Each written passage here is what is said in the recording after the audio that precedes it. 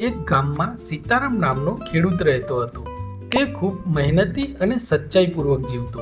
તેની પાસે થોડોક જમીનનો ટુકડો હતો, જેના પરથી તે પોતાના કુટુંબનું ગુજરાન ચલાવતો. સીતારામ એમ માનતો કે મહેનત અને ઈમાનદારી એ જીવનની સાચી સંપત્તિ છે. એકવાર ઉનાળામાં ભારે દુષ્કાળ આવ્યો, ત્યારે કેટલાય ખેડૂતોનો પાક સુકાઈ ગયા અને લોકો મુશ્કેલીમાં આવી ગયા. સીતારામ પણ ખૂબ પરેશાન થયો, પણ તે હાર માનનારો ન હતો. તેમ છતાં તે મહેનત કરતો રહ્યો અને જમીનને પાણી પૂરું કરવાની કોશિશ કરતો. એક દિવસ સીતારામને રસ્તા પર એક જૂની થેલી મળી. તે થેલીમાં સોનું અને ચાંદીના ઘરેણાં હતા.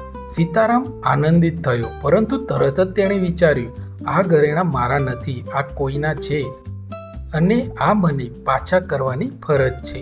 તે ઘરેણાં લઈ ગામના મુખિયાને મળ્યો અને કહી દીધું, મને આ રસ્તા પર મળ્યા, કોઈએ ખોયા હશે.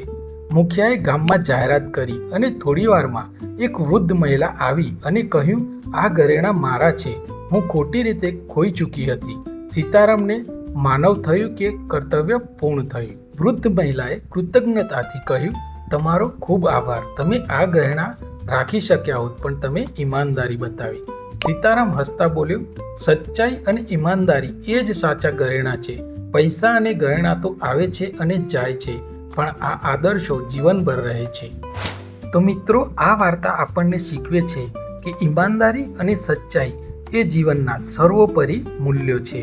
તો મિત્રો, વિડીયો સારું લાગે તો લાઈક કરી દેજો અને આવા નવા વિડીયો માટે અમારી ચેનલને સબસ્ક્રાઈબ કરી દેજો.